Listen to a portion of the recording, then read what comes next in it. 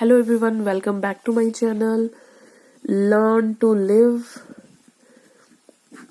Comment box में आपके पास email ID है, आप अपनी मुझे कोई भी क्वेरी कमेंट कर सकते हैं या फिर शेयर कर सकते हैं।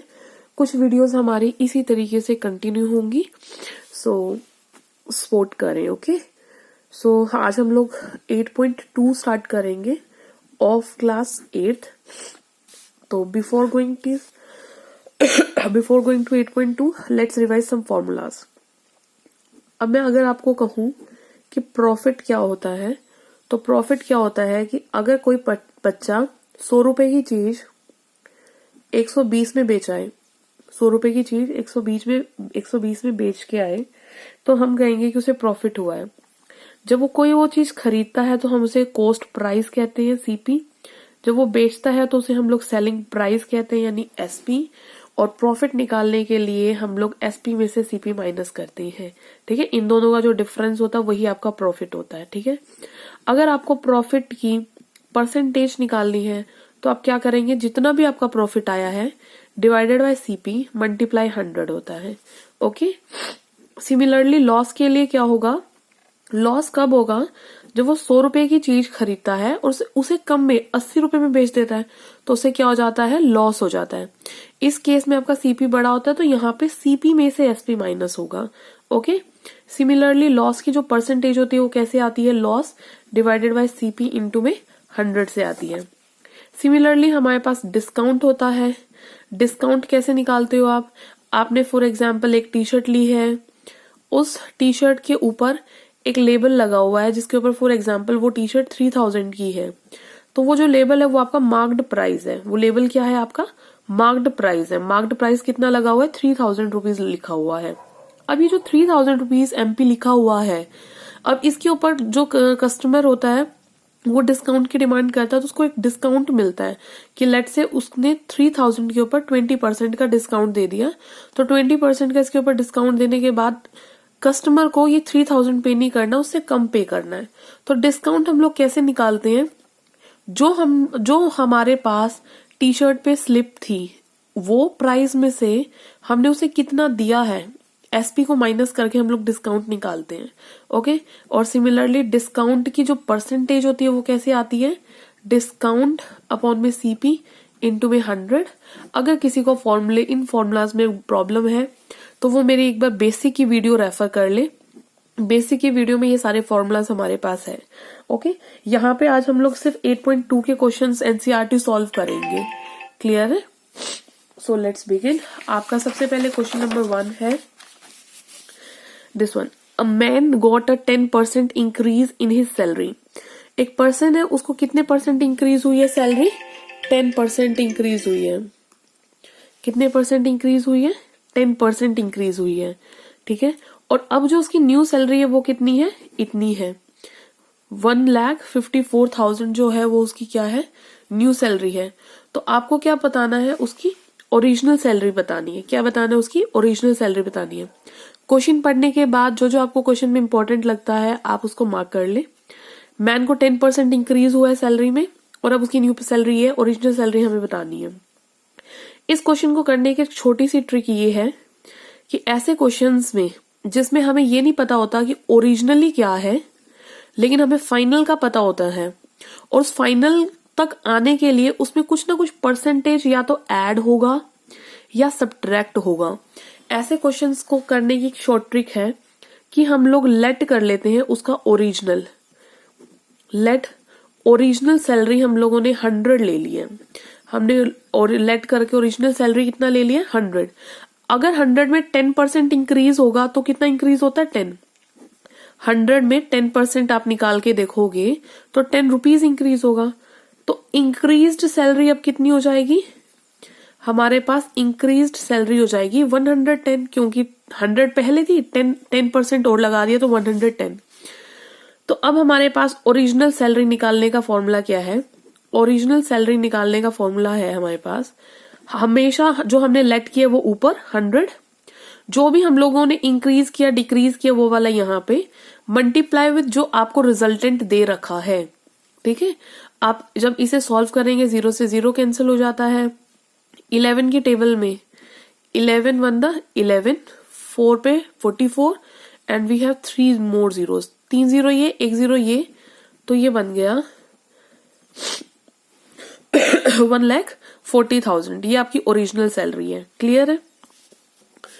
अगर किसी बच्चे को ये समझ में नहीं आया तो एक और हमारे पास सॉल्यूशन है इसको करने का। वो क्या है, उसमें जैसे हम लोगों ने यहाँ पे डायरेक्टली 100 लेट किया है ओरिजिनल सैलरी को, उस केस में हम लोग x लेट करेंगे। चलो जी, अब आप ऐसे आ जाओ, लेट ओरिजिनल सैलरी, क्योंकि आपको जब कोई चीज पता ही नहीं है तो ओरिजिनल सैलरी जब पता ही नहीं है तो हम उसे क्या ले लेंगे, x लेंगे।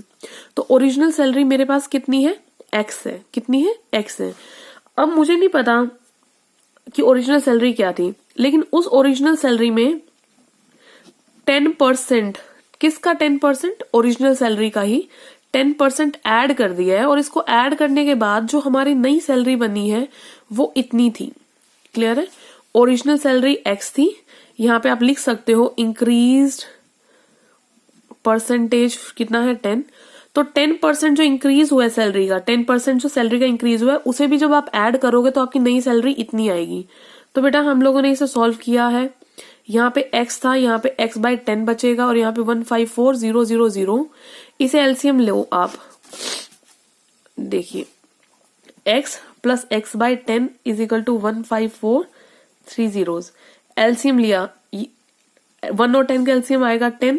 यहाँ पे 1 है, यहाँ पे 10 है, इन दोनों को क्या करोगे, डिवाइड। 1 के टेबल में 10 कहाँ पे आता है, 10 पे, और इस 10 को ऊपर से मल्टीप्लाई। होप आपको एलसीएम लेने आते होंगे। 15430, 10 और ये कितना हो जाएगा, 11x by 10। 11x by 10 is equal to 15430। अब आपको x निकालना है। ये वाला जो 10 है ये क्या है, डिवाइड में उधर जाके क्या हो जाएगा, मल्टीप्लाई। और 11 क्या पड़ा है, मल्टीप्लाई में इधर आके क्या हो जाएगा, डिवाइड। इसे आप कैंसिल करोगे तो वो अगेन सेम आंसर आपको देगा। क्लियर है? होप आपको ये समझ में आया होगा। इसी के बेसिस पे आपका क्वेश्चन नंबर 1 जिस तरीके से मैंने आपको करवाया है, इसको से पहचानने का क्या तरीका है, जब आपको ओरिजिनल के बारे में बात नहीं पता है कि आपका ओरिजिनल कितना है, लेकिन उसके अंदर कोई ना कोई परसेंटेज या तो ऐड की गई है या निकाली गई है, और लेकिन आपको फाइनल का पता है कि उसका फाइनल क्या होगा, तो ऐसे केसेस में हम इस तरीके से छोटा सा फॉर्मूला लगा के कंप्लीट करेंगे। ऐसा सेम क्वेश्चन मैं आपको एक और करवाती हूँ। 10th क्वेश्चन, इसी एक्सरसाइज का 10th क्वेश्चन जो है, उसने कहा कि एक हेयर ड्रायर परचेज किया है इतने रुपए में, 5400 रुपीज दे के एक हेयर ड्रायर ले लिया, और ये जो आपने पेमेंट करी है ना, इसके अंदर 8% का वैट लग रहा है। वैट क्या होता है, वैल्यू एडेड। क्या होता है, वैल्यू एडेड टैक्स होता है। ठीक है? आपने क्या किया है, 8% का टैक्स भी दिया है उसके अंदर। क्लियर है? अब टैक्स आप क्या करते हो, ऐड करते हो। जैसे आप कहीं खाना खाने गए हो और वहां पे आपका 2000 का बिल आया, तो आप देखते हो ना उसके अंदर बहुत सारे जीएसटी सीएसटी लगते हैं, तो 140 रुपीज का कुछ लग गया, इस तरीके से करके 140 रुपीज टैक्स लग गया। तो अब जब आप टोटल पे करोगे ना बेटा जी उसे, तो 2140 पे करोगे, यानी टैक्स जो होते हैं वो किसी भी आइटम के ऊपर क्या हो जाते हैं, ऐड होते हैं। क्या होते हैं, ऐड हो जाते हैं। तो ये क्वेश्चन भी उसी तरीके का है। हमें ओरिजिनल नहीं पता, उसने आपसे पूछा है कि प्राइस क्या होगा हेयर ड्रायर का जब वैट नहीं लगा था, बिफोर वैट नहीं लगा था। तो इस केस में भी हमें ओरिजिनल नहीं पता, लेकिन उसके अंदर 8% का क्या हो गया, टैक्स ऐड हो गया, और 8% का टैक्स ऐड होकर जो फाइनल आया हमारे पास वो इतना दिया हुआ है। तो इस क्वेश्चन के लिए अब जो बहुत ज्यादा इंटेलिजेंट बच्चे होंगे वो फटाफट इस क्वेश्चन को विदाउट मेरी हेल्प कर भी चुके होंगे। तो चलो स्टार्ट करते हैं। इसमें हम लोग क्या करेंगे, again let original price of hair dryer हम लोगों ने 100 ले लिया है। आफ्टर टैक्स 8% का लगा है। अगर आप 8% निकालोगे ना 100 का, तो वो 8 रुपीज आएगा। तो 100 में 8 और ऐड करोगे 108। तो अब आपको क्या करना है, प्राइस प्राइस बिफोर टैक्स। तो मैंने अभी आपको बताया था कि हम लोग 100 को ऊपर लिखते हैं, 100 जो 8 है आपका उसमें कहा नीचे, इनटू में जो आपका अमाउंट दिया हुआ है 5400। आप इसे सॉल्व कर लें। 2 के टेबल पे 50, 2 के टेबल में 54, 54 के टेबल में 100, तो आपके पास 50,000 जो है 5000 जो है आपका अमाउंट आ जाएगा। क्लियर है? ऐसा ही एक सेम क्वेश्चन आपके पास क्वेश्चन नंबर 9 है। मैं सारे सिमिलर क्वेश्चंस आपको एक एक गो थ्रू में करवा रही हूँ ताकि आप चीजों को अच्छे से एनालाइज कर पाए। अरुण ने एक पेयर लिया है स्केट्स का सेल से और डिस्काउंट मिला उसको 20% का और उसने अमाउंट पे कर दिया दुकानदार को इतना। अब ये नहीं पता वो कितने के थे स्केट्स। आपके पास एक पेयर है स्केट्स का, क्लियर है? जो ये स्केट्स के पेयर है ये मुझे ओरिजिनली नहीं पता कितने के हैं, इसके ऊपर 20% का डिस्काउंट मिल गया है, यानी उसे 20% कम रुपए देने पड़े और उसने फाइनली कितने रुपए दिए? उसे 1600 रुपए दिए। तो आप समझ रहे हो ये क्वेश्चन फिर से कैसा बन गया, जैसा आपका क्वेश्चन नंबर 1 और 10 था। तो हम लोगों ने लेट किया कि लेट ओरिजिनल जो प्राइस है स्केट्स का वो 100 है, डिस्काउंट के बाद आफ्टर डिस्काउंट के बाद कितना प्राइस हो जाएगा? अब आपका डिस्काउंट क्या होता है? डिस्काउंट माइनस होता है 20% यानी 20 रुपीज कम कर दूं यानी कितना हो जाएगा? 80।